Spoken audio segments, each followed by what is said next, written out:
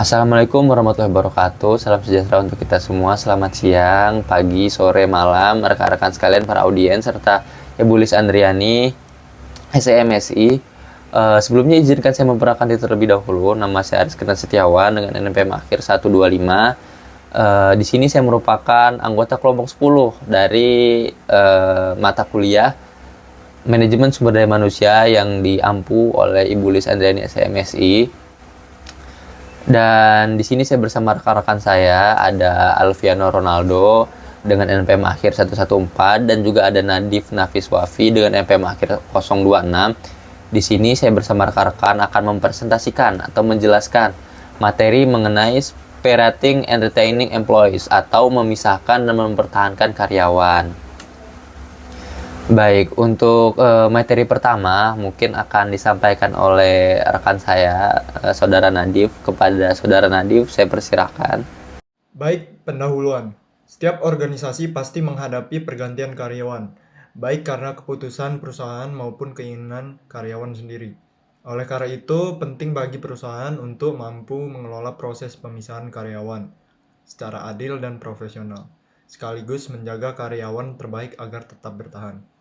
Melalui materi ini, kelompok kami akan membahas bagaimana cara mengelola pergantian karyawan, menangani pemecatan secara tepat, mencegah karyawan berprestasi keluar, dan lain-lain. Pergantian karyawan. Pergantian tidak sukarela terjadi jika organisasi memutuskan hubungan kerja dengan karyawan, biasanya karena pelanggaran aturan, performa buruk, atau kondisi bisnis yang mengharuskan pengurangan karyawan atau PHK. Lalu, pergantian sukarela terjadi saat karyawan memutuskan keluar sendiri seperti pensiun atau pindah ke perusahaan lain. Ini sering jadi tantangan jika karyawan yang keluar adalah berprestasi tinggi. Dampak negatif pergantian. Yang pertama, meningkatkan biaya perekrutan dan pelatihan. Yang kedua, menurunkan produktivitas dan semangat kerja tim. Yang ketiga, menimbulkan potensi tuntutan hukum dan kekerasan di tempat kerja. Tantangan dalam pemecatan karyawan. Aspek hukum pemecatan beresiko menimbulkan gugatan hukum jika dianggap tidak adil atau diskriminatif. Oleh karena itu, perusahaan wajib mematuhi Undang-Undang Ketenagakerjaan. Risiko keamanan proses pemecatan dapat memicu reaksi emosional, termasuk kekerasan, terutama jika karyawan merasa tidak adil diperlakukan. Strategi retensi karyawan berkinerja tinggi. Untuk mencegah karyawan terbaik keluar, organisasi perlu yang pertama membangun suasana kerja yang nyaman dan adil dan mendukung. Yang kedua, menyediakan peluang naik jabatan dan pengembangan diri. Yang ketiga, memberikan gaji serta tunjangan menarik. Terakhir, memberikan apresiasi atas hasil kerja dan kontribusi karyawan. Aspek penting PHK dan mengelola PHK massal. Organisasi harus mematuhi hukum saat melakukan PHK, seperti pertama, tidak boleh melakukan diskriminasi.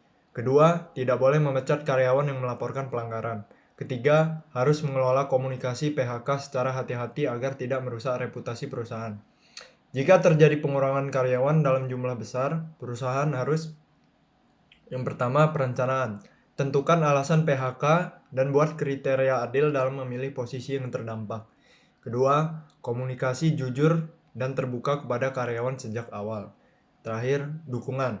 Berikan pesangon, bantuan psikologis, dan dukungan mencari pekerjaan baru. Selanjutnya akan dipresentasikan oleh rekan saya, Alfiano Ronaldo. Baik, slide selanjutnya akan dijelaskan oleh saya, yaitu penyelesaian sengketa alternatif. Apa sih itu penyelesaian sengketa alternatif atau ADR? Jadi ADR adalah cara menyelesaikan sengketa di luar pengadilan. ADR merupakan serangkaian proses atau teknik yang dilakukan secara kooperatif untuk mencapai kesepakatan atau solusi. Berbagai bentuk ADR yaitu berupa kebijakan pintu terbuka, tinjauan oleh rekan kerja, mediasi, dan arbitrase. Slide selanjutnya yaitu program bantuan karyawan. Program bantuan karyawan itu layanan rujukan yang dapat digunakan karyawan untuk mencari perawatan Terkait masalah emosional atau penyalahgunaan zat, saat ini banyak program bantuan karyawan yang telah terintegrasi sepenuhnya ke dalam paket manfaat kesehatan pemberi kerja, di mana mereka merujuk karyawan ke layanan kesehatan yang ditanggung oleh perusahaan. Slide selanjutnya yaitu konseling penempatan kembali. Konseling penempatan kembali digunakan untuk membantu mantan karyawan bertransisi dari suatu pekerjaan ke pekerjaan lain. Tujuannya itu adalah membantu mantan karyawan menangani masalah psikologis yang terkait dengan kehilangan pekerjaan, seperti kesedihan, depresi, ketakutan, dan lain-lain. Selanjutnya yaitu keterlibatan karyawan atau employee engagement. Employee engagement adalah sejauh mana karyawan terlibat sepenuhnya dalam pekerjaan yang mereka miliki terhadap pekerjaan suatu perusahaan. Karyawan yang terlibat memberikan keuntungan kompetitif yang jelas bagi perusahaan, seperti produktivitas yang lebih tinggi, layanan pelanggan yang lebih baik, atau tingkat perputaran karyawan yang lebih rendah. Untuk meningkatkan keterlibatan, beberapa perusahaan mengumpulkan umpan balik dari karyawan, seperti menganalisis respon mereka dan menerapkan perubahan. Misalnya, menanyakan kepada karyawan tentang aspek pekerjaan yang mereka sukai dan area yang perlu mereka perbaiki. Selanjutnya yaitu penarikan diri dari pekerjaan. Jika seorang karyawan merasa tidak puas dengan pekerjaannya, mereka dapat mengalami penarikan diri dari pekerjaan, yang berarti mereka mencoba menghindari pekerjaan secara fisik, mental, atau emosional. Penarikan diri ini dapat berbentuk seperti perubahan perilaku, penarikan fisik, penarikan psikologis. Dari perubahan pelaku itu misalnya mengajukan keluhan atau mengadukan masalah ke serikat kerja. Penarikan fisik yaitu seperti keterlambatan, sering absen, meminta mutasi, atau mengundurkan diri. Dan penarikan psikologis yaitu tidak fokus bekerja atau kurangnya motivasi dalam pekerjaan tersebut. Ketidakpuasan kerja dapat disebabkan oleh berbagai faktor, termasuk kepribadian individu, tugas, dan pekerjaan, hubungan dengan atasan, rekan kerja, serta gaji atau tunjangan. Baik, slide selanjutnya akan dijelaskan oleh Aris. Oke, baik. Terima kasih kepada Saudara Alfiano atas penjelasannya. Materi berikutnya akan saya jelaskan, yaitu mengenai kepuasan kerja. Pertama, apa sih kepuasan kerja itu?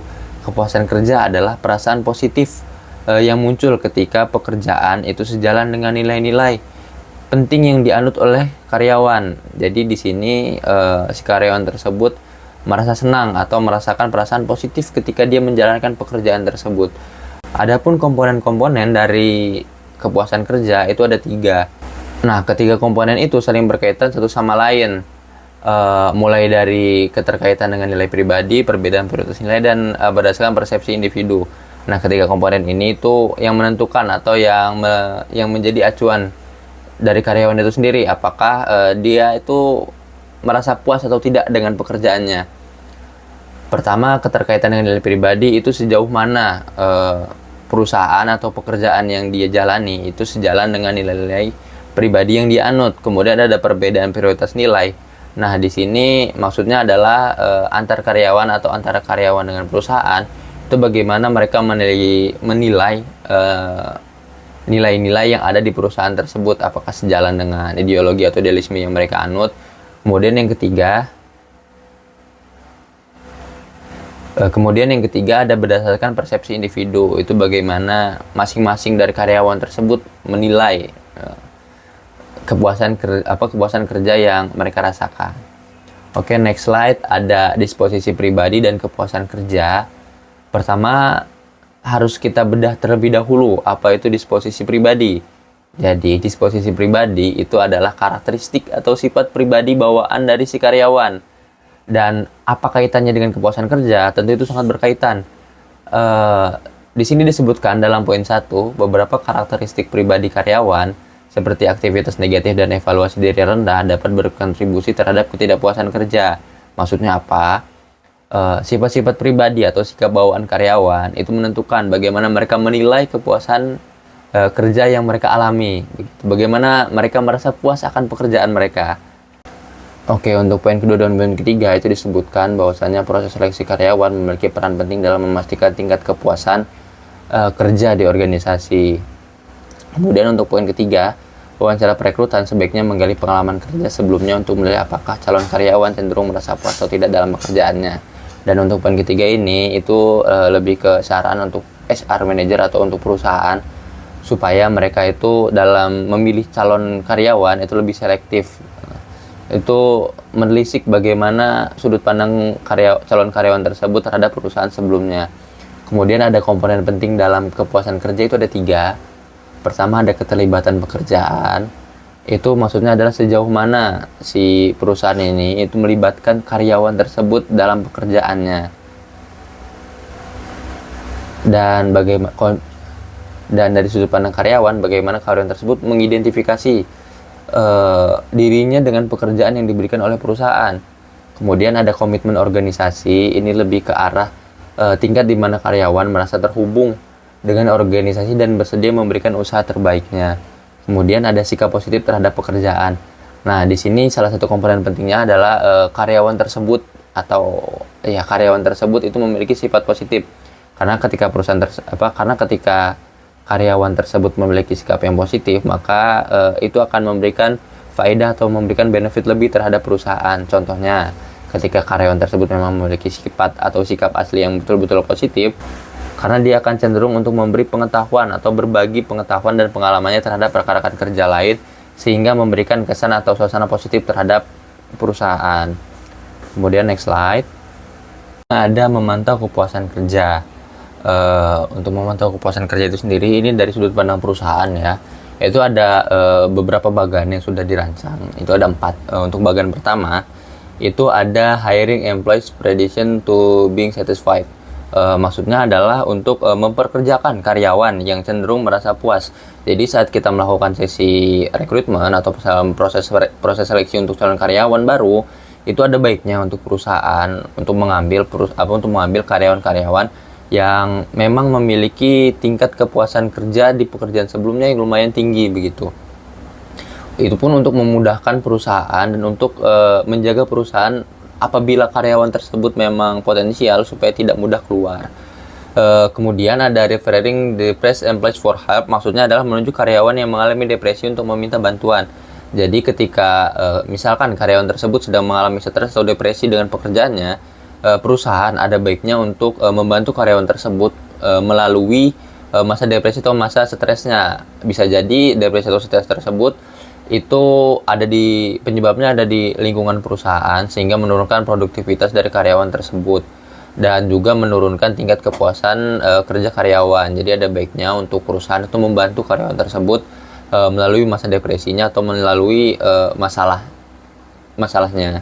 Kemudian untuk bagian kedua ada designing complex meaningful jobs, maksudnya adalah agar perusahaan atau organisasi itu merancang pekerjaan yang kompleks dan bermakna untuk si karyawan. Sebelumnya sudah disebutkan bahwasannya pekerjaan yang kompleks dan bermakna itu sangat-sangat penting untuk menilai tingkat kepuasan pekerjaan dari si karyawan tersebut, sehingga itu bisa membantu menaikkan tingkat kepuasan dari si karyawan, juga untuk membantu memantau kepuasan kerja dari si karyawan tersebut. Kemudian yang kedua ada menetapkan peran yang jelas dan sesuai atau establishing clear appropriate roles. Di sini maksudnya adalah dalam memberikan pekerjaan atau job desk kepada si karyawan tersebut, ada baiknya perusahaan itu memberikan sesuai dengan jabatan yang dia atau jabatan atau posisi yang dipegang. Semisal ketika karyawan tersebut adalah HR manager, maka perusahaan baiknya memberikan pekerjaan itu yang sesuai dengan jabatan dia. Jangan sampai dia adalah HR manager tapi diberikan pekerjaan untuk editing atau untuk marketing begitu. Kemudian untuk bagian ketiga itu ada reinforcing shared values, kemudian ada encouraging social support, ada helping employees pushing goals. Di sini maksudnya adalah memperkuat nilai-nilai atau budaya organisasi, tentu saja budaya-budaya positif maksudnya. Untuk encouraging social support itu mendorong dukungan sosial baik kepada karyawan ataupun baik kepada sesama karyawan ataupun sivitas di dalam perusahaan tersebut begitu. Jadi ketika misalkan perusahaan tersebut memiliki budaya yang positif, budaya untuk saling mendukung satu sama lain, maka akan membantu perusahaan untuk memantau dan juga untuk meningkatkan kepuasan kerja dari karyawan-karyawan atau sumber daya manusia di dalamnya. Kemudian ada helping employees person goals, maksudnya di sini untuk membantu para karyawan tersebut untuk mencapai tujuannya. Tentu saja karyawan dalam menentukan dan menjalankan pekerjaannya itu memiliki tujuannya masing-masing. Misalkan jalan karirnya ke depannya bagaimana, itu ada baiknya agar perusahaan untuk membantu karyawan tersebut mencapai tujuannya. Kemudian untuk bagian terakhir, bagian keempat, ada setting satisfying pay levels dan communication pay structure and policy. Di sini maksudnya adalah terkait dengan tunjangan, gaji, dan feedback dari perusahaan. Itu agar supaya perusahaan itu memberikan gaji yang sepadan dengan pekerjaannya.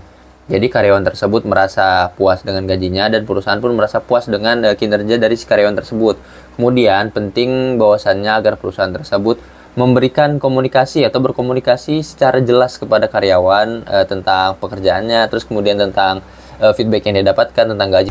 Berikutnya ada tugas dan peran. Maksudnya apa? Di sini tugas dan peran itu ada 3. Pertama ada kompleksitas pekerjaan, itu merupakan tingkat seberapa kompleks atau seberapa serius perusahaan untuk memberikan pekerjaan terhadap karyawannya tersebut, sejauh mana pekerjaan yang dijalani, apakah pekerjaan yang diberikan oleh perusahaan itu saja atau monoton. Karena ketika pekerjaan tersebut diberikan secara monoton, karyawan cenderung akan merasa mudah bosan dengan pekerjaannya. Kemudian ada pekerjaan yang bermakna. Nah, di sini tak hanya memberikan pekerjaan yang kompleks, kita juga sebagai atasan di perusahaan atau sebagai perusahaan, struktur perusahaan itu harusnya memberikan pekerjaan yang bermakna kepada karyawan tersebut. Tidak hanya kompleks tapi juga bermakna supaya karyawan tersebut lebih merasa puas lah dengan pekerjaannya. Kemudian yang ketiga ada peran yang jelas dan tepat. Di sini kembali di bagian sebelumnya sudah dijelaskan itu mengenai peran yang jelas dan tepat. Itu sejauh mana peran atau pekerjaan dari si karyawan tersebut terhadap perusahaan itu haruslah jelas dan juga haruslah tepat, sesuai dengan semisalkan di perusahaan tersebut dia menjabat sebagai HR manager, tentunya job desk atau pekerjaan yang diberikan perusahaan kepada dia haruslah sesuai dengan jabatan dia dan haruslah jelas pihak perusahaan menyampaikan pekerjaan tersebut kepada dirinya. Kemudian next slide, ada pengawas dan rekan kerja.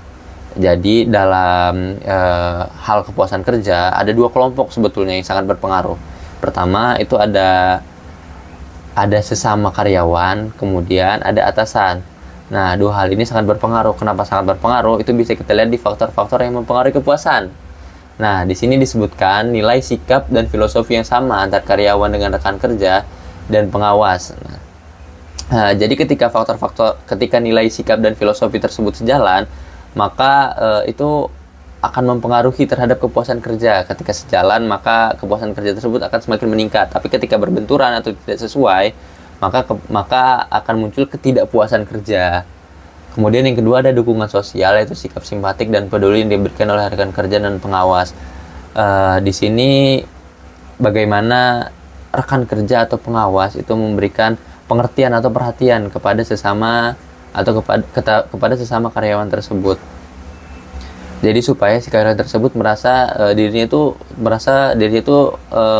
lebih diperhatikan oleh rekan kerja dan oleh perusahaannya, sehingga akan meningkatkan kepuasan kerja. Kemudian yang terakhir ada bantuan dalam mencapai hasil yang berharga, seperti membantu karyawan baru menentukan tujuan. Itu salah satu contohnya, yaitu membantu karyawan baru menentukan tujuan.